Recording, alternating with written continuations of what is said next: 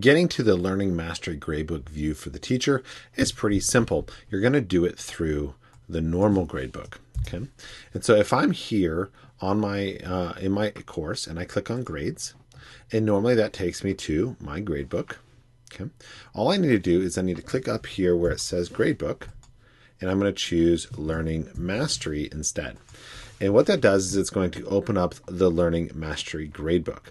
Now, if I left off on the Learning Mastery Gradebook and I click Grades, it's going to always take me back there. So it takes me back to whatever the last view I had.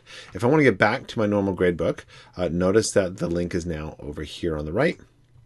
And I click Gradebook again, and there you go.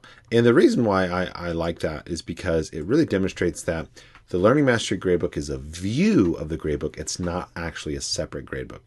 Okay, and so I can go back to the real gradebook, and this is where it would demonstrate my students' scores on the individual assignments, but then easily get to the Learning Mastery Gradebook, and this shows how my students are doing on particular standards. Cheers.